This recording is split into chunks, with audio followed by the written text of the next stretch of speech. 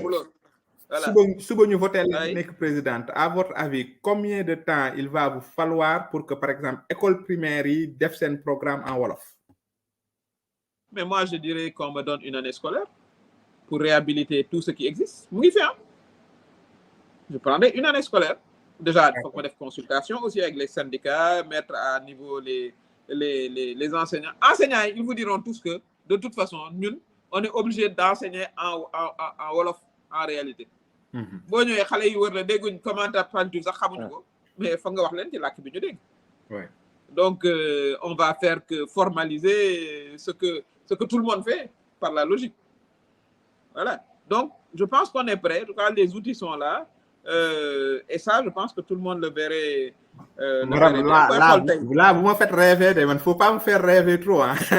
Non, mais c'est possible. Mais prenez des renseignements au niveau du ministère de l'Éducation nationale. Tout est disponible. D'accord. Tout est disponible. Je vous donnerai le contact, je le donnerai à Bokar, de mon ancien conseiller qui est docteur en mathématiques, qui a fait son école primaire à Pékin en Wolof. Ça comme classe expérimentale.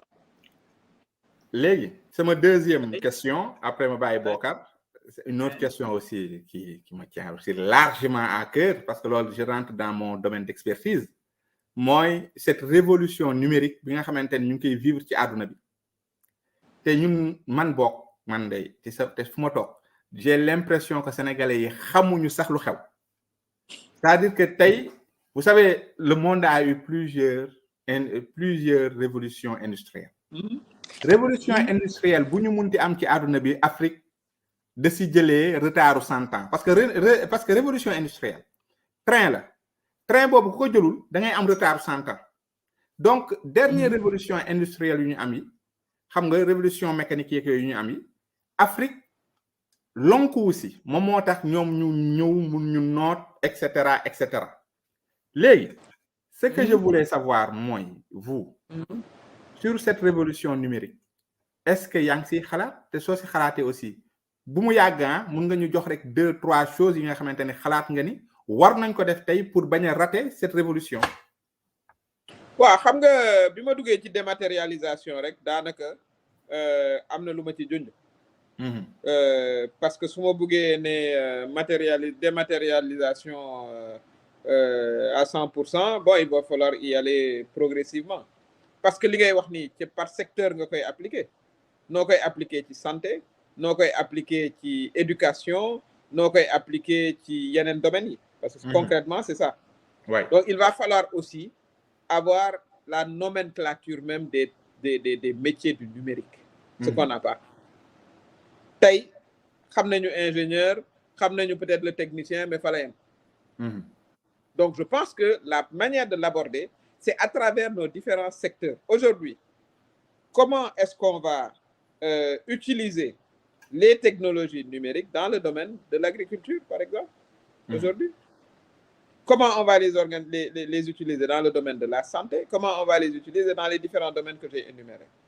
À partir de ça, nous gagnons la nomenclature des emplois et on adapte notre formation justement en urgence, parce que mon fa tok nak muy jël ay années yu bari voilà pour que on puisse disposer de cette main d'œuvre là. Man non la ko gissé. Aujourd'hui tay war nañu mëna, moi je le vois en Israël, tout ce qui est goutte à goutte aujourd'hui est numérisé.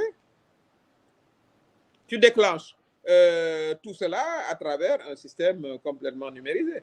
Oui, bien sûr. L'utilisation de l'eau. Combien de temps tu l'utilises, etc. Nous pouvons arrêter, nous pouvons redémarrer, etc. Dans beaucoup de pays, bon, y compris en Afrique, ça c'est une bonne chose. Le suivi des femmes enceintes, mais se fait à travers des technologies. Hein. Maintenant, ce n'est pas nécessairement le face-à-face. Non, non, je vois bien. Voilà. Je vois bien dans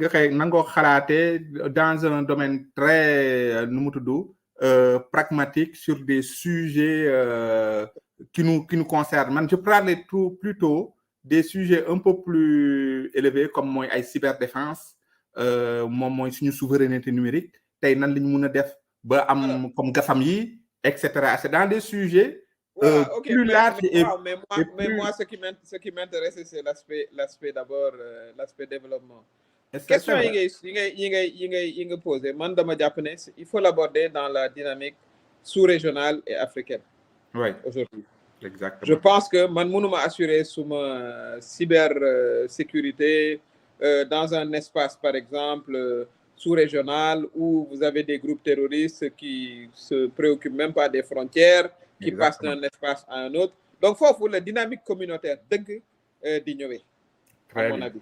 D'abord, il faut qu'on mette à niveau nos systèmes et qu'on les harmonise, ce qui n'est pas le cas. Et qu'il y ait une coopération de ce point de vue-là.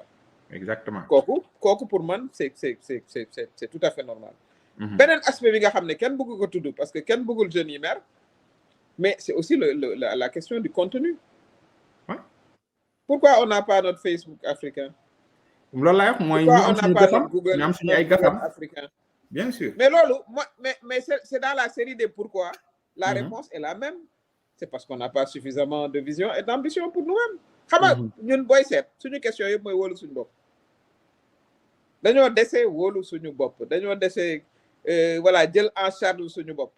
Bon loolu aussi fi mu jógee dafa sori quoi parce que on s'est tellement battu, l'esclavage, la colonisation, la néocolonisation, mais peut-être que bon on pense que voilà on est fait pour être oppressé, pas du tout. Moi je pense que l'Afrique quand même à un moment on a eu des civilisations hyper brillantes. Hyper brillantes. Il faut revenir à ce cycle-là, à mon avis. Et il faut mettre en commun aussi nos connaissances. Parce que, suñu dëkk yu ndaw yi, boo ñu jëlee benn par benn, la fameuse balkanisation là, les Européens ne l'ont pas fait par hasard. Hein. C'est pas par hasard aujourd'hui que le Nigeria est la première puissance économique africaine. Bon, donc, bu ñuy wax BRICS, mais ça, c'est de l'escroquerie. Le Brésil, la Russie, l'Inde, la Chine, SB, c'est Afrique du Sud. Non, l'Afrique du Sud est deuxième derrière le Nigeria. Ça devrait être BRIN. NB, le S là doit sortir et être remplacé par le N. Voilà. Et parce que eux, ils ont pu capitaliser sur la taille. Donc, il faut que ces questions-là, qui sont des questions stratégiques, mais aujourd'hui, il faut aller plus loin. Où est notre satellite? Où est le satellite africain? On consomme le satellite des autres. Non. Mais même la question nucléaire, quelque part. C'est pas que je sois une belligérante, mais aujourd'hui, les gens se font respecter parce que quand même, ils ont un armement dissuasif, quelque part. Et voilà. Mais Madame Touré, donc, voilà comme ça. Ouais. Hein? Les deux dernières questions. Des questions centrales qui, à mon avis, méritent qu'on puisse être audacieux. Man yëf yi audace laa ko gis voilà. Faut être audacieux dans nos ambitions. Bokar. Très bien. À toi, tes deux dernières questions. Mu jeex. Waaw. Madame Touré loolu am na solo. Satellite yi, nucléaire, lépp am na solo. Mais Madame Touré dafa am ay préalable. On est dans un pays où nit ñi dañu sonn, nit ñi dañu xiif. Il suffit de sortir de Dakar. Nga dem si àllu Fatick bi. Nga dem si àll Kaolack bu nga dëkk. Nga dem sama maam yi fi ñu dëkk Bambey, ay ndol ay Silane. Les gens ont faim. Les gens ont vraiment faim dans ce pays. Il y en a ñoo xam ne mënuñu am 3 repas. Qu'est-ce qu'on fait, Madame Touré? Gis naa ne am nga programme yombal dundi. Ay bourses de sécurité, les bourses familiales. Dinañ ko continuer. Mais est-ce que loolu rek doy na? Pour que non doyul parce que il faut que nga yokk ñu mën a di lekk quoi. Parce que bala ngay jàngi, bala ngay kii, pour moi les gens ils ont mooy suma premier axe le panier de la ménagère. Fa ma tàmbalee mooy jigéen la du ma dematul marché sax dama fay yónnee. xam le coût de la vie. Mën ko imaginer rapidement su fekkee ne yow tant de salaire nga am wala amoo salaire régulier. Donc il faut quand même que ñu subventionner les prix de première nécessité. Kooku ci produit pétrole yi loolu lay njëkkee. Les exonérations là voilà ñi nga xam ne dañoo am barke ba noppi ñu leen di exonérer kooku moom day jeex. Entreprise yi nañu fay kenn du am harcèlement fiscal mais li ñu fara fay dañ koy fay. Exonération qu'elle soit sénégalaise ou étrangère. Tout le monde. ñu jël xaalis boobu transférer ko dans le soutien aux produits de première nécessité. su may diriger Sénégal te vraiment mënuma régler question boobu ce n'est pas la peine. Manger au 21e siècle manger. Vraiment. L'être humain dafa dépasser foofu quoi Afrique rek la des. ñu naan amuñu lu ñu lekk. Donc ça c'est une première chose. Deuxième chose j'ai toujours pensé que nit ki mënul la liggéey ñetti weer bëgg koo dundee 12 mois te du ndóol amul benn liggéey ci Sénégal xanaa nga nekk artiste di def ay show pendant 3 mois ñu fay la ci xaalis bu bari nga mën cee dund 12 mois il faut que il y ait un travail permanent dans nos zones rurales moo tax ma indi aussi la légère industrialisation du secteur rural boo bayee sa gerte après nga defar ci ràkkal après nga defar ci saabu et cetera ñu yokkal la ci nag aussi former la ci pisciculture former la ci jardinage de maison mais nga dal di autosuffisant noonu laa ko gisee man aujourd'hui boo demee ci suñu village yi bu nu bayee ba taw bi arrête yow xam nga ci dara ñëpp daanu si Dakar parce qu'il y a rien à faire bien sûr mais président Abdoulaye Wade il avait une excellente idée les bassins de rétention d'eau ça c'était pour ça pour que les gens restent dans les villages et continuent à produire tout au long de l'année tey boo jëlee les ñaay mais étage yi ngay gis Sénégal yëpp foofu la nekk boobu bu ñu la nee béykat am na étage rek boobu ma nga ci la zone des ñaay pourquoi parce que day liggéey toute l'année donc il faut que nous on augmente la productivité en milieu rural pour augmenter la productivité en milieu rural les gens ne peuvent pas se suffire de travailler 3 mois pendant l'hivernage et être non productifs les 9 mois qui restent il faut mettre en place un système de développement local avec des productions de contre-saison avec faire revenir l'idée des bassins de rétention d'eau man dama am sama benn xarit bu ñëw ne waaye yéen taw bu metti bi ndox mi après lu ngeen ciy def ma ne ko xanaa mu sonal nit ñi rek mu ne kon vous laissez comme ça etc c'était ça l'idée de Wade quand il parlait des bassins ça c'était une de ses meilleures idées mais comme d'habitude Afrique suivi du am voilà on investit on gaspille te du dem fenn donc voilà la réponse moi fondamentalement c'est qu'il va falloir augmenter la production en zone rurale qui dit augmentation de la production dit augmentation de revenus dit mieux-être mais pour loolu il faut nga coopératiser les paysans benn par benn du ñu am doole du ñu am doole boo jaayee sa gerte état ne 250 lañ koy jaayee kiy jënd gerte di la xaar nga toog gisoo ko nga dem këram mu ne la man mënumaa jënde 250 ah man 190 laa mën a jaayee aj nga ngénte aj nga ceet voilà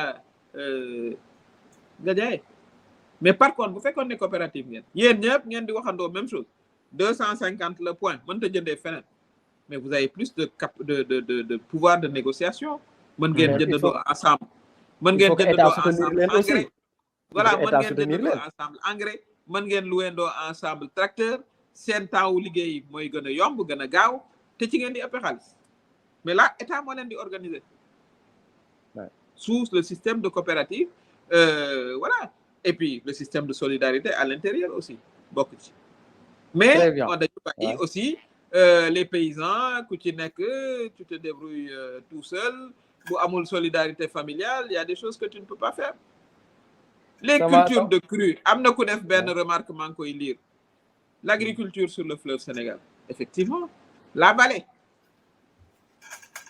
l'autosuffisance en riz foofu la waroon a nekk liggéey nañ ci nag président liggéey na ci ba à un moment kenn déggatul wax ji voilà après la question n'intéressait plus personne et les importations de riz ont augmenté tey dama jot ay statistiques les importations de riz ont augmenté nga xam ne kon sujet boobu comme je disais il faut aller plus loin eh ben il faut aller plus loin qu'est-ce qu'il faut faire avec la question du foncier c'est une question que je lis elle est fondamentale depuis 10 ans ñu ngi wax réforme foncière bu demul fenn parce que xam nga nag aussi politiciens yi bu ñu jiitoo dañuy calculer élection de trop donc kenn bëggul kenn mer or la réforme foncière elle est là parce que aussi nit ñi dañ naan dañuy ñëw investir ñoo bëgg a jël toolu jàmbur yi moom ko ça c'est pas possible non plus après les jeunes qui grandissent qui ont des familles deviennent des ouvriers agricoles par contre mënoon nañ dellu si ci un système bu ñu xam mooy le système du béy séddoo man investisseur la yéen a moom seen tool yéen a moom seen 10 000 hectares nañu toog yéen coopérative ngeen ñu waxtaan comment on va mutualiser nos affaires damay investir yéen bu yëf yi ñoree ngeen jël 40% ma jël 40% peut-être 20% yi ñu def ko ci benn fonds d'amortissement, etc., au cas où il y a des catastrophes naturelles. C'est comme ça qu'il faut aborder les questions. Ça me dit ce Très bien. C'est parce que dans mon cogis, j'ai travaillé quand même pendant 24 ans au système des Nations Unies. J'ai eu la chance de visiter beaucoup de pays et c'est des expériences que j'ai vues. Donc, c'est possible. C'est possible. Il faut avoir la vision, il faut avoir l'ambition et il faut avoir l'engagement. Ça va très bien, Madame Touré. Ça m'a ñaareelu question. Laajoon naa ko Abdoul Mbaye parce que yéen ñaar yéen a amoon chance jege président de la République. Est-ce que xamoon nga salaire du président de la République, Madame Touré, en tant que premier ministre? Man, en tout cas, xaw ma woon sama salaire du ministre. Man sama bopp biñ ma njëkkee fay non xaw ma woon sax parce que ça toppatoo ma ko woon au fond mais biñ ma njëkkee fay dañ ma defoon ne dañoo juum quoi. Parce que ñaata lañ la fayoon? Mais salaire du ministre c'était boobu ni États-Unis laa jógee woon quoi donc. Qui doon jël courrier bi sax mënoon na maa fayaat ma quoi. Bon, c'était un peu choquant. Non, j'ai pas compris. C'est-à-dire qui doon jël courrier mën na la fay yow. Non, c'est-à-dire que le salaire de ministre était tellement bas par rapport au salaire de ministre, au salaire qu'elle avait aux États-Unis. Non, c'était terrible. Oui, mais c'est normal parce qu'on est aussi, moi je trouve, dans un pays pauvre.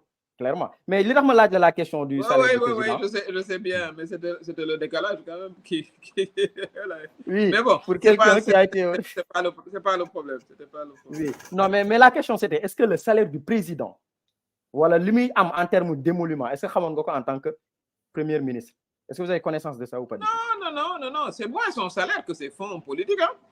Le salaire d'un président de la République, je pense 5 millions là, ou 6 millions.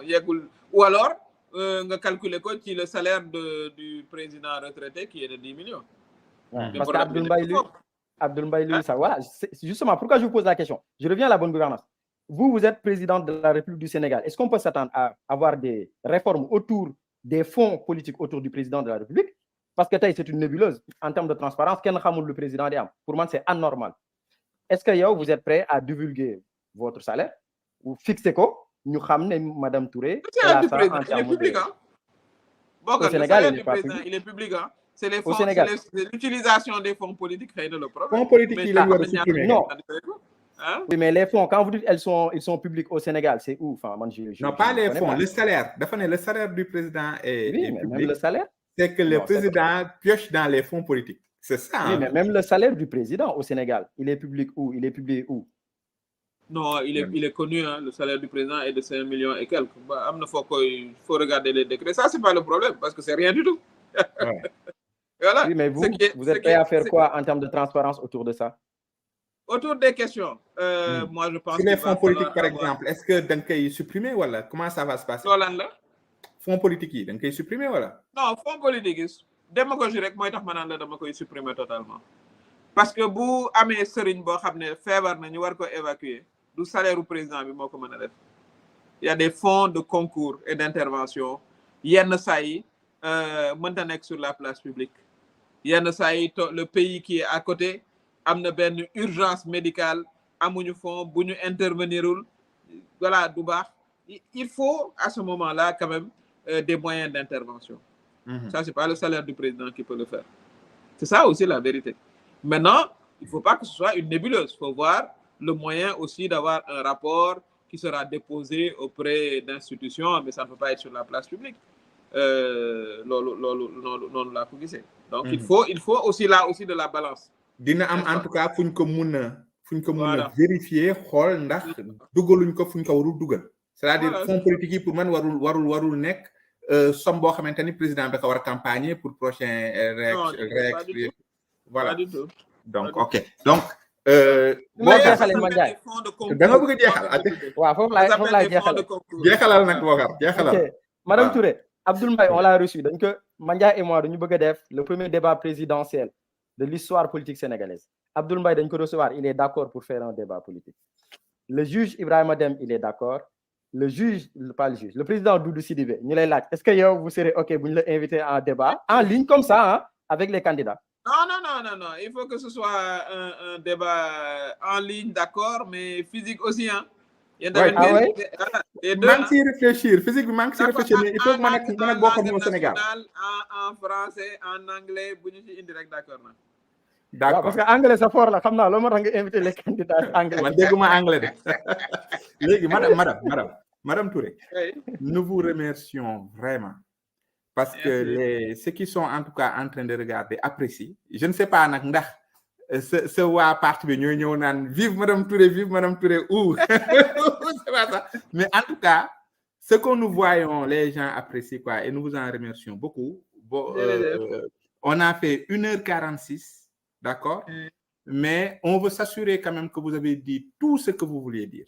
Donc, nous dinañ nuyo né gars yi donc on va s'arrêter Bokar dina nuyo mais après on va vous donner la parole et su fekkee ne am na li nga fàtte nga wax ko après nga nuyu suñu gars yi dem mais je répète hein, on a fait 1h46 donc maa waxoon dëgg Bokar c'est d'accord. Est-ce que tu peux dire au revoir à Ouais, merci. Merci. Vraiment, c'était très intéressant et surtout, ici, Madame Touré est la 4e personne qui est d'accord pour faire un débat présidentiel. Et là, je pense que ça sera quelque chose de majestueux et de magistral parce que je pense que les Sénégalais y votent, méritent l'ol. Donc, merci d'avoir accepté l'invitation avec la simplicité et la disponibilité. Vraiment, on en est très honoré avec l'initiative. On était près de 200 personnes, je pense que c'est vraiment énorme. Et il y a des personnes qui sont convaincues par vous, d'autres ne le sont pas. Et c'est ça la vie démocratique d'un pays. Mais je pense que le plus important, c'est que voilà, vous avez expliqué votre programme. Et il y a des choses qui sont très intéressantes dans ce que vous êtes en train de promouvoir dans le programme politique. Et man, le may wax Mandiaye, Sénégal, ñi détourné, ñu ci ëpp ay góor lañ amul jigéen. À part madame Awa Koudou Ndiaye ci Abdoulaye Wade, bi ma mësoon dégg ci rapport de compte. Non, c'est vrai. La plupart des gens qui détournent dans nos gouvernements, ce sont des gars. Donc je pense que mérité nañ jigéen aussi mérité nañ ñu tester ay góor rek lañ doon am. Mais pourquoi pas nag bii pas mënuñu am jigéen comme à l'image de madame Aminata Touré. Loolu d'accord naa si. Donc merci encore. ñi ñuy seetaan ñëpp bu ñu hésiter ñu dem sur YouTube, nous abonner sur la chaîne Sunugal sa kanam. Je pense que ça nous donne de la force. Et puis nous abonner aussi sur Mandiaye Vlog sur Facebook. Et surtout, on se donne rendez-vous jeudi prochain avec Dr Abdourahmane Diouf. Et très prochainement dans un autre débat, mais cette fois-ci, Madame Touré avec les autres candidats. Merci. Madame Touré, balaa ngay jël parole bi, j'espère que vous ne vous êtes pas ennuyé. J'espère que c'était à la limite de vos espérances. Hein? Non, mais vous aviez tout à fait raison, monsieur Diallo. Vous avez tout à fait raison. Et puis bon, waxtaan bu utile la yéen tamit dama leen di féliciter pour l'initiative bi parce que li yëpp day bokk aussi ci waxtaane réew mi participation citoyenne bi ngeen doon wax lii ci la bokk ko. Et lii dañ ko war a généraliser pas seulement sax en vue des élections mais ça doit être une manière de vivre. Voilà, dañ laan wax Sénégal pays de dialogue mais bon le dialogue a changé de forme. lii ci la bokk voilà nit ñi di mën a weccante xalaat et puis voilà pour l'intérêt du pays toutes les idées à mon avis se valent fi nga xam ne jotuma ci wax peut-être mooy mais peut-être moom laa commencé woon mooy la discipline man dama jàpp ne aussi ci programme yi candidats yi war nañoo leeral comment on va faire pour avoir vraiment le type de Sénégalais qui va être capable de porter toutes ses ambitions. Parce que du président bi rek mooy war a liggéey wala administration bi il faut aussi les Sénégalais et la jeunesse de manière spécifique voilà mën a am taxawaay bi nga xam ne moom la ñuy xaar ci moom bien sûr bopp bi ñu ñooy joxe exemple hein, c'est en haut qu'il faut donner l'exemple mais je pense que faut que ñu gën a kañaat suñu jeunesse wax leen ne leur avenir c'est ici c'est pas de mourir en mer c'est de leur dire que aujourd'hui l'Afrique est le continent où tout est à créer. Comme on dit, c'est la dernière frontière de la production humaine. Tey boo demoon bëgg a defar ay autoroute du Amérique nga koy defaree du Europe nga koy defaree am nañ ko ba pare fii lañ ko war a defaree loo war a produire fii lañ ko war a defaree donc opportunité yi Afrique la ñu nekk mais il faut que ñu ubbil leen yoon il faut que ñu organiser leen il faut que ñu jox leen espoir parce que loolu am na solo en tout cas man am naa beaucoup d'optimisme même si ça peut être difficile. Moi je suis une afro-optimiste jàpp naa ne bu ñu defee li ñu war a def am engagement bi ñu am sur une base intergénérationnelle ni ñu koy defee entre les jeunes les moins jeunes les femmes etc. Dinañu mën a vraiment relever le défi kooku man gëm naa ko Sénégal voilà c'est un pays où nit ñi am nañu xel dal nañu aussi loolu it aussi am na solo yàgg nañu di voilà di waxtaan même suñuy am des périodes difficiles de notre histoire dañ koy dépasser pour aller de l'avant donc maa ngi leen di remercier aussi internautes yi ñu doon suivre et puis à très bientôt inchallah. Merci beaucoup Bokar. Gars yi ñu ngi leen di remercier comme d'habitude bu baax a baax. C'était extrêmement intéressant vraiment Madame Touré vraiment merci c'était vraiment intéressant man j'ai beaucoup aimé. Et surtout soo nekkee présidente vous nous donnez l'exclusivité de vous interviewer à la présidence. Non du doon interview waxtaan la xam Madame Touré ñun duñu ay journalistes donc c'est bien aussi ngay waxtaan ak ay nit yi nga xamante ni nous sommes juste des passionnés on aime juste notre pays quoi donc on veut quand même que ñi nga xamante ni parce qu'au Sénégal il y a beaucoup de débats de ce genre mais nit yi ils vont beaucoup dans les polémiques les machins nous on veut comprendre les programmes quoi donc c'est pour ça que nous avons fait ça en fait donc ñu ngi lay remercier waat bu baax a baax grand Bokar on dit au revoir aux gars Madame Touré maa ngi lay bàyyi nga nuyoo donc voilà. Merci encore beaucoup. À très bientôt et puis yàlla sàmm ñu yàlla ci guddi gi defal nu tiyaaba yu bare ak xéwal yu bare inchallah. Amin ya rabbi amin. Au revoir. Jërëjëf lu bari. Ciao. Merci. Au revoir. Scolarisés par an, nous atteindrons la scolarisation universelle, c'est-à-dire l'ensemble des enfants âgés de 7 à 12 ans en l'an 2050. Et pourtant, je crois que l'objectif initial du gouvernement était d'atteindre la scolarisation universelle pour l'an 2000. Alors, évidemment, ces résultats ne sont pas surprenants, disons, pour ceux qui regardaient et suivaient de très près la question scolaire. Parce que tout simplement, on a un ratio d'éducation, de dépenses affectées à l'éducation sur la production intérieure brute, c'est-à-dire si on prend, disons, la richesse nationale, le taux qui est affecté à l'éducation, il n'est que de 3,7%. Autrement dit, on ne constate que 3,7% des richesses